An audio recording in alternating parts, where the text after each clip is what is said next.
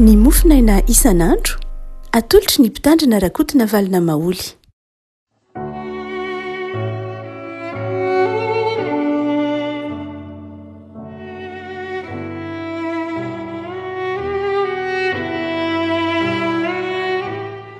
Faramarahaba antsika rehefa malala tratra ity zoma fahaen'ny volana martsa ity.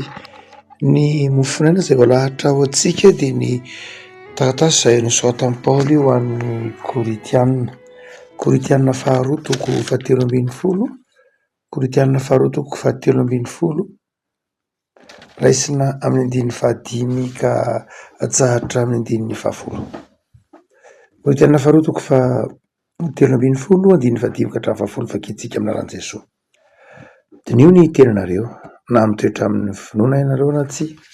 Izaho toetra ny tenanareo, ho tsy fantatrareo va?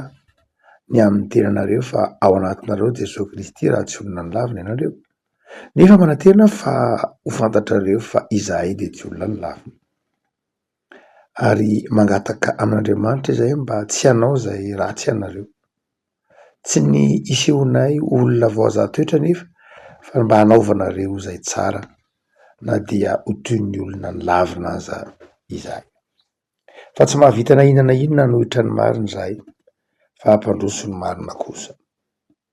Fa faly izahay, raha malemy izahay, fa ianareo ny mahery. Ary izao no ankatahanay dia ny fanatanterahana anareo. Izany no andratako izany zavatra izany raha tsy eo aminareo aho. Fandraho rehefa tonga dia hanao izay mafy araka ny hery izay nomeny Tompoay ho fananganana fa tsy ho fandravana. Ray Masino, manamasinana amin'ny fahamarinana, ny teninao, ny fahamarinana. Amen. Teny mamarana ny taratasy nosoratan'i Paoly ho an'ny Koritianina, taratasy faharoa izay hita am-pelatanantsika ity mofinaina ity. Teny izay fanafatra farana fa zava-dehibe ny fitondratena. Zava-dehibe ny fitondratena ary fitondratena izay tazan'ny manodidina, fitondratena izay jeren'ny manodidina ka mahatonga ny Koritianina ho modely alaitahaka. Zava-dehibe amin'ny Grika moa tamin'ny andron'i Paoly ny fandinitena, ny famantarana ny tena, ny fitsapana ny tena.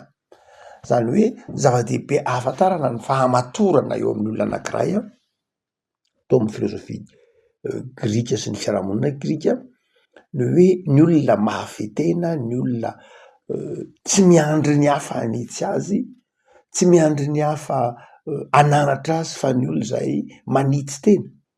Ary ny dikan'ny hoe fianarana, ny dikan'ny hoe fahalalahana, ny dikan'ny fahendrena dia ny fahaizan'ny olona anankiray manitsy tena, mananatra ny tenany, makalesona amin'ny zavatra mitranga. Atao ahoana moa no hanitsy ny hafa raha ny tena raha tsy mahay manitsy ny tena? Ary dia izany toepanahy izany no anankiray mibaiko ny sivilizasiona Grika ny ainandry Paoly, ary rehefa nandray ny filazantsara ny Paoly, rehefa nandray an'i Jesosy dia izao tsy very tao anatiny akory izany toe-tsaina nitaona ny olona handiny tena, hifehy tena, hamantatra ny tena. Amin'ity 15 eto am-pelatanantsika ity dia manazava Paoly: dinio ny tenanareo, zaho toetra ny tenanareo. Saika mitovitovy andro voambolana ireo amin'ny teny nanoratany Paoly azy. Ny anankiray hoe dinio ny tenanareo dia milaza toy ny hoe milaza azy hoe perazo, izany hoe toy ny hoe tsapao mihitsy, sedrao ny tenanao, sedrao ny tenanao, ary amin'ny alalan'ny fisedranao ny tenanao no ahafantaranao ny tsara. Eto dia nitaona i Paoly ahitaonan'ny Kristianina izany ao Korinto, hanaiky ny handiny tena, hanaiky ny hamantatra ny tenany, mba ary tsy mantatra ny tena fe mantatra ny tena, fa mantatra ny tena ny hoe mitoetra amin'ny finoana avy ianareo sa tsia. Inona ny dikan'izany?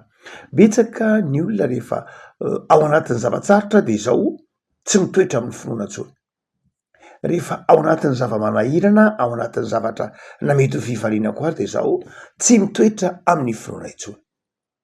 Eto Paoly de manindry mafy fa taro io tenanao io mba hitoeranao amin'ny finoana fa taro tsara hoe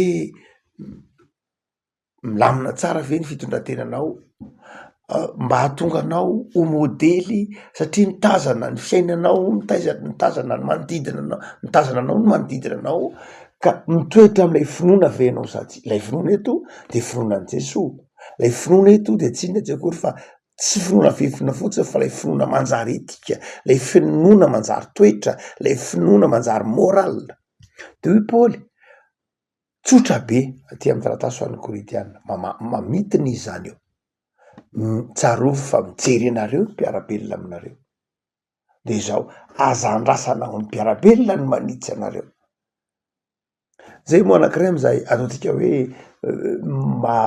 maha kristianina ny kristianina tsy miandry ny lalam-piarahamonina nitsy azy izy fa ny kristianina de zao ny tenany sy ny fanahy masina ao anatiny no manitsy azy fahazazana amin'ny Paoly fahazazana amin'ny kristianina ny hoe miandry ny lalàna ianao vao ahitsy voadona ny lalàna vao mihitsy lalàna amitsika de toy ny fefy tsy hoarana saingy zao rehefa midona amin'ilay lalàna ianao dia mihitsy amin'ny Paoly de zao iny lalàna iny ara tsy miandry an'iny hanitsy anao akory ianao fa fahatserovatenanao ny zava-dehibe lehibe no lay lalàna ny finoanao lehibe no lay fitiavana ny finoanao no zany tsy miandry ny lalàna hanitsy anao io moa olana amitsika malagasy indraindray ohatra hoe rehefa mandeha eny amin'ny arabe tsika eny amin'ny lalambe eny ka tsy misy mpitandro ny filaminana ohatra de zao mandeha amin'ny sens interdit ny akamarony rehefa milahatra ao anaty fitohanan'ny fiarakodia ka tsisy mpitandro ny filaminana de zao misongona miala amin'iny laharana iny fil zay mety mahazatra iny zany hoe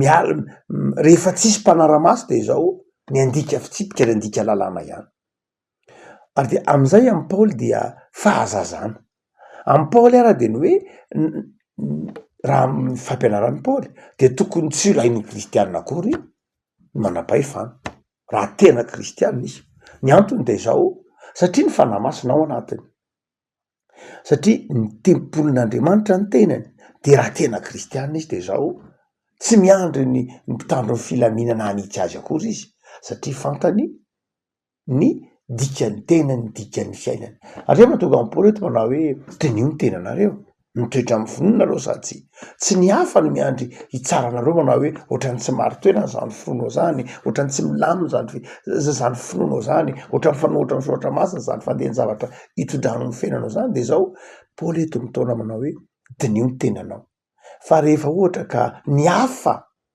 no mandinika ny fiainanao de marary aminao lay izy rehefa ny hafa no mitsaranao rehefa ny hafa no manitsy anao rehefa ny hafa no miteny anao de zao sady manambara fahazazana zany manambara tsy fahamatorana zany no maneho koa tsy fahampiana tsy fahamatorana tsy fahampiany finoana dia marary rehefa miatra amin'ny tena no zany dia ny zava-dehibe de ny fandiny tena zay mahatonga amin'ny Paoly teny amin'ny Romanina manao hoe asiako mafy ny tenako ho mangana taratry ny fandinihan-teny zany afaka malala mety azary handiny-tena ny fandiny-tena dia fandinihan-tena dia maridrefy hamatarana ny fahalehibiazan'ny olona amin'ny finoana fahamatorany olona amin'ny finoana ary fahatanjahan'ny olona mihitsy aza ao anatin'ny fizahantsoetra fa ny faharoa de olo Paoly eto manao hoe dinio koa raha ny tenanareo lay matao teny hoe dinio mifanakaiky be any le satria dokimajo le izy mitovy am'le tenen'ny Paoly any amin'ny Tesaloniana manao hoe fantaro ny zavatra rehetra dokimajete dokimajo fantaro ny zavatra rehetra de mitovy am'izay eto de hoe dinio ty zany hoe fantaro tsara ny tenanao tahaka ny mamantatra zavatra anankiray mihitsy zany hoe fantaro ny tenanao io fantaro ny zakanao amin'ny toetranao fantaro ny fahasalamanao dinio ny tenanao zany hoe fataro ny toe-pahasalamanao, fataro ny fikorinan'ny raha ny tova ao anatinao, fataro zany dikany hoe dinio le tenanao. Eto zany de nataony Paoly handika le document tena document eto dia tsy milaza hoe nazona teny hoe document mihitsy, milaza hoe fianarana mihitsy ara ny fampiasan-tsaina. De eto Paoly zany amy teny manao hoe fataro ho tenanareo io. Ary izay teny hoe fataro ho tenanareo zay de zao ny olona mahafantatra ny tenany mantsy dia olona mahafantatra ny ataony, olona mahafantatra ny ataony ary mahafantatra ny zavatra zakany, mahafantatra ny zavatra tsy zakany, mahafantatra ny zavatra mety aminy sy tsy mety aminy.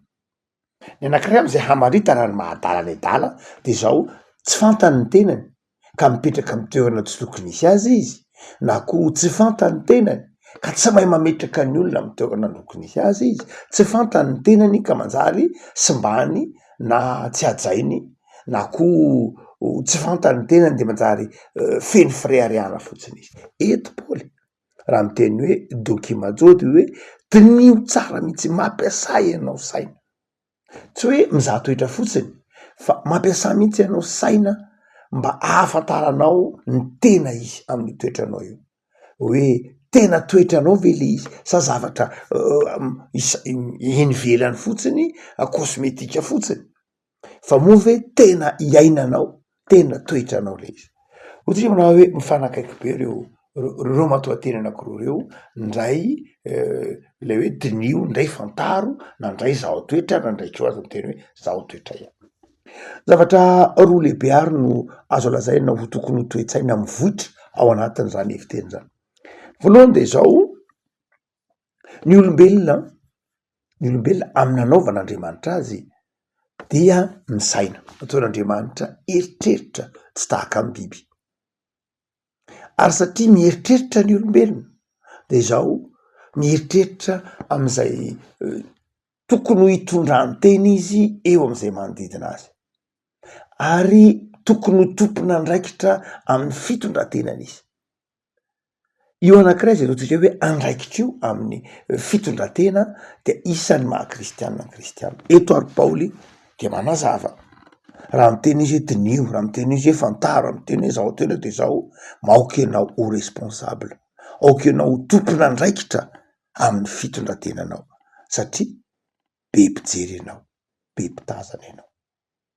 Fa ny faharoa zay asehony adiny soratra masina eto ampelantanantsika ity dia tsy hoe mijory ihany Paoly mitaona ny olona ho tompona andraikitra, fa mazava be ny andiny ny fahafolo ny hoe izany no andratako zany zavatra ny eo aminareo raha tsy eo aminareo aho fandrao rehefa tonga dia anao zay mafy araka ny hery zay nomerotolo. Zany hoe io le tenintsika manao hoe rehefa tsy mandiny tena ka tsy mahay manitsy tena anao dia ho avy Paoly hanitsy.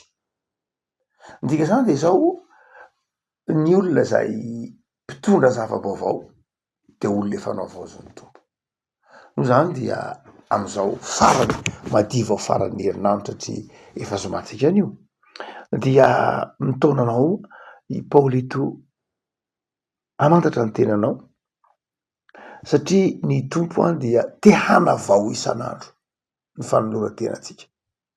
Afaka malala am'izao fotoana ny karemy zao, fotoana fandinitena, fotoana fiavaozana, fotoana tsy fandehanana amin'ny fahazarana, fotoana fifikirana amy tenin'Andriamanitra. Ny tompony amenao fahazavantsaina mba tsy handalo foana aminao ity karemy ity, fandinihanao tena mataranao ny tenanao, hivoarana, hitiavana ny namana, indrindrindrindra hibebahana am'izay tsy nentina atao, hibebahana am'izay fahadisoana natao mba hananana fiainana vaovao. Vavakisika tombonsoranazy io ny amin'ny soratra masina izay mampianatra anay ho tompona andraikitra amin'ny fitondrantenanay, ampianatra anay andiny tena sy hamantatra ny tenanay mba ho faly aminao Andriamanitra sy ho faly amin'ny tenanay ihany zahay, ary tominao mba hanitsy tena ho lehilahy lehibe amin'ny finoana.